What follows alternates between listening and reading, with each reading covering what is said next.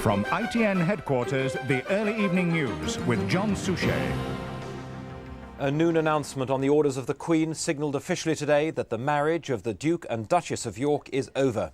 The statement was issued on the 6th anniversary of the day they were engaged.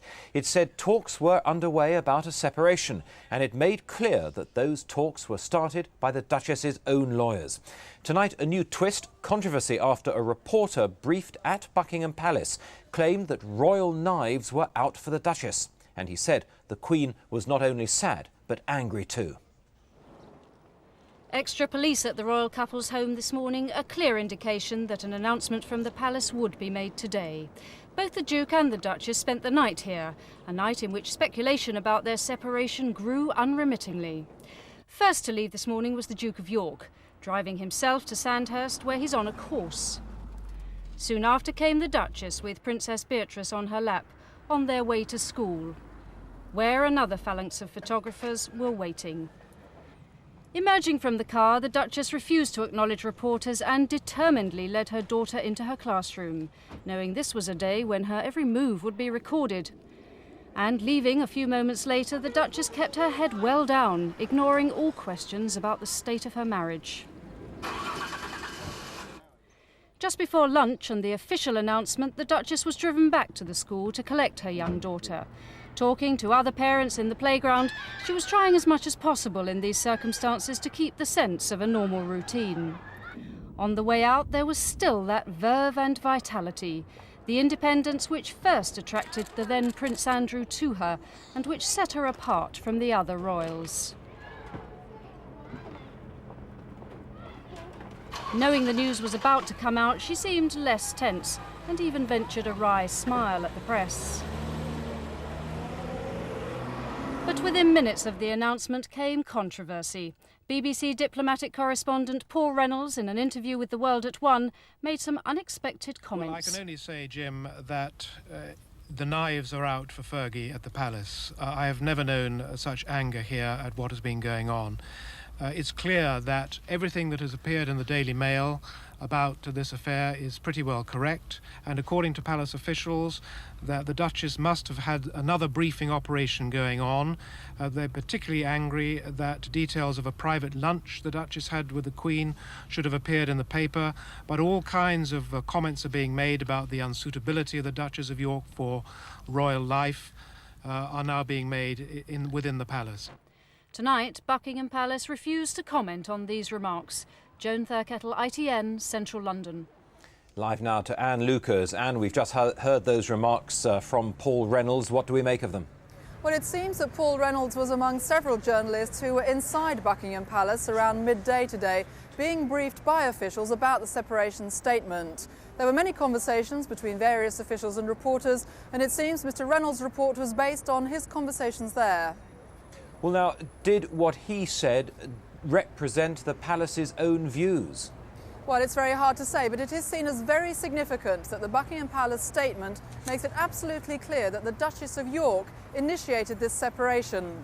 By placing responsibility at her feet, it's seen by some as a measure of the palace's displeasure at the way she has handled this. I've heard that it has been felt in royal circles for some time that the way she has conducted her public life has been undignified, unsuitable for the wife of the Queen's second son.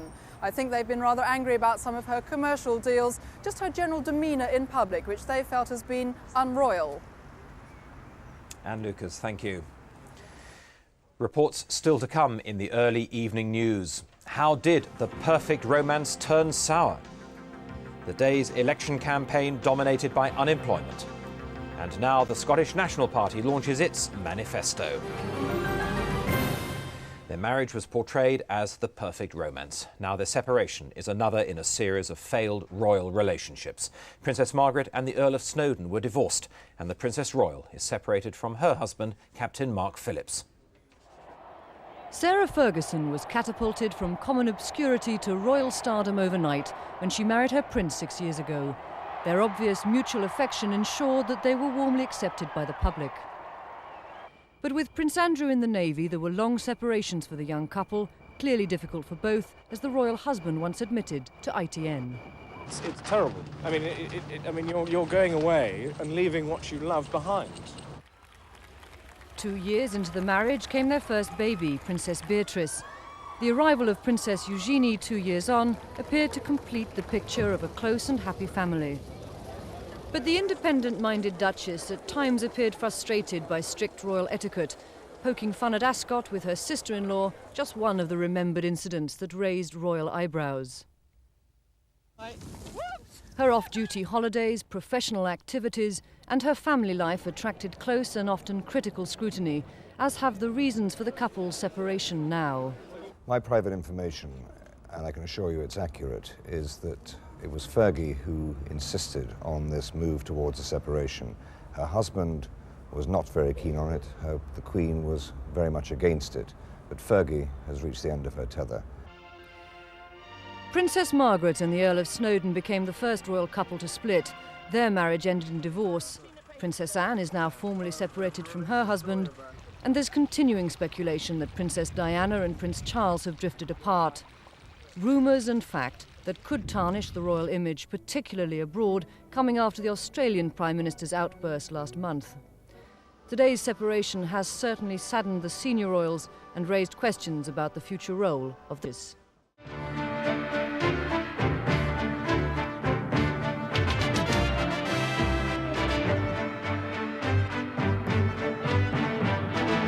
The 6 o'clock news from the BBC with Anna Ford and Chris Lowe. Good evening. The headlines at 6 o'clock. The Duke and Duchess of York are to separate amid reported anger at Buckingham Palace about the way the news has leaked out. The Duchess of York will not undertake any other royal engagements. The news comes 6 years to the day since their engagement. Tonight's other main story: unemployment goes up again by more than 36,000. John Major says the rise is disappointing, but a recovery is on the way. Neil Kinnock accuses the government of smugness and excuses. And Paddy Ashdown calls the figures devastating. The Duke and Duchess of York are to separate. Buckingham Palace has confirmed that lawyers acting for the Duchess have begun discussions about a formal separation. A spokesman said they were making the announcement in view of the media speculation about the marriage, which he said was especially undesirable during a general election campaign. All the Duchess's official engagements have been cancelled. There's said to be anger at the palace about the way the Duchess has behaved over the breakdown of her marriage, and in particular over reports that have appeared in national newspapers. Characteristically, in spite of the anger at the palace, the Duchess went about her domestic routine as usual. She dropped 3-year-old Princess Beatrice off at nursery school in Windsor, as she does most mornings. She looked pale, with no makeup, but had nothing to say. At Buckingham Palace, the crowds had gathered for the changing of the guard, but inside, the Queen's press secretary was preparing to break the news of the impending separation. The palace signals its displeasure at having to make this statement now by saying that it was authorised by the Queen because of the media speculation, especially undesirable, it says, during a general election campaign. It says that last week, lawyers acting for the Duchess of York initiated discussions about a formal separation for the Duke and Duchess. Those discussions are not yet complete, and nothing more will be said until they are. The Queen hopes that the media will spare the Duke and Duchess of York and their children any intrusion. I understand that the Queen is very sad about what's happened, that she's been consulted throughout, and there have been discussions within the family too. In the circumstances, it's been considered best that the Duchess of York should carry out no further royal engagements with effect from today. Ironically, it's 6 years to the day that Buckingham Palace announced with the greatest pleasure that the couple were engaged. In place of that, there's now disappointment and irritation that the Duchess failed to settle into the rigours of court life. And there is anger not only that the royal family are the centre of attention during an election campaign, but also that intimate details about the breakup appeared in the Daily Mail, details regarded as confidential and that could only have come from the Duchess or someone close to her. Life in the goldfish bowl of royal circles had often proved difficult for the Duchess. Her high spirits on the ski slopes with the Princess of Wales were sometimes frowned on by Prince Charles. There was a feeling that she was not always the best influence on the princess, underlined when they were pictured prodding a fellow guest at Ascot with umbrellas. It's the third time that the Queen has had to endure the breakup of a marriage so close to her. First her sisters, then 3 years ago the Princess Royals. It would be a great sadness for the Queen, though she won't be publicly manifesting or saying anything about it, you can be sure of that. In particular, I'm sorry, and I'm sure the world will be sorry for the senior lady of the family, Queen Elizabeth, the Queen Mother of Clarence House. Today's events are bound to tarnish a little of the magic of monarchy, but no great constitutional issues are raised. I don't think the breakup of the marriage will directly affect the monarchy as such. It certainly won't affect the Queen, nor will it affect the heir to the throne. I think it's those two marriages which are extremely important for the Constitution. The Prime Minister gave his reaction while on the campaign trail. I believe the Duke and Duchess are entitled to privacy, and I hope they have it. The Duchess's father, in the past so often seen at her side, said only that he was very sad and that he remained a loyal supporter of his daughter and the Duke.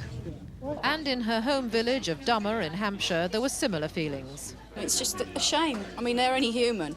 But you just hope that they can sort of settle it without too much animosity, that's all. I guess the times we live in and the pressures that we all are under, it's far greater for them. And I guess it just built up for them. According to the palace, the Duke and Duchess will remain at their home near Windsor until the legal arrangements are completed.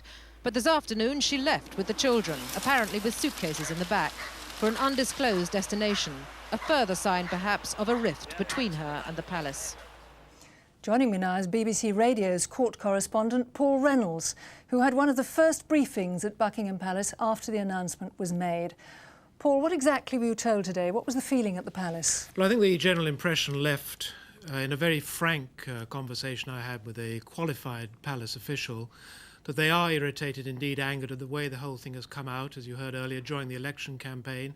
And particularly they feel that details have been leaked to the Daily Mail, either by the Duchess herself or by some of her friends. Indeed, it was suggested to me at one stage that there might have been even some professional public relations expertise put in there, though one firm mentioned has strongly denied that. Is this show of emotion from the palace rather surprising? Aren't they usually rather considered in such matters?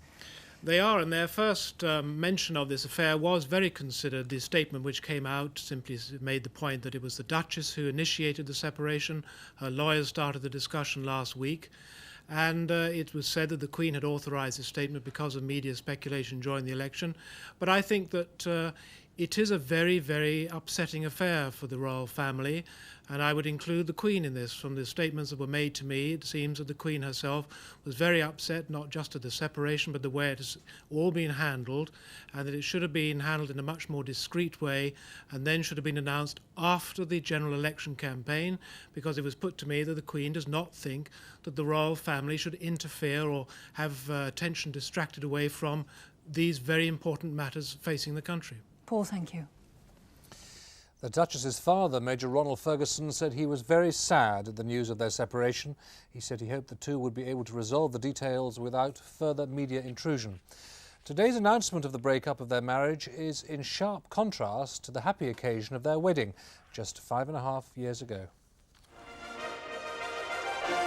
July 1986, and the world watched on as the commoner Sarah Ferguson married the Queen's second son, stepping from obscurity into the full glare of the public eye as the Duchess of York. The joy of the moment enchanted everyone, the dashing naval officer and his new exuberant wife bringing a breath of fresh air into the often stuffy royal circles. They knew life as a royal couple would be difficult, but said they'd work at it together. But we're a good team anyway. Yes, I think that's a saving grace, is the fact that in the last 9 months we've discovered that we work very well together. We're good friends, good team. Quite very happy. From the start, there were long periods of separation for the couple, with the Duke serving in the Navy as a helicopter pilot.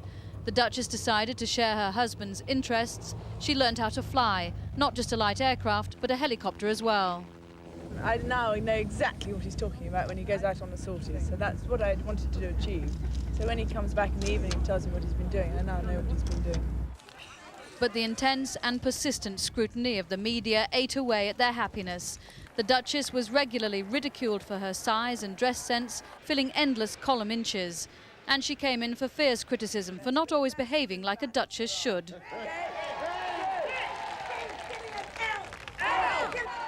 The arrival of Princess Beatrice 4 years ago temporarily hushed her critics, but only until she decided to leave the baby and join Prince Andrew, who was on a trip to Australia for the bicentennial celebrations.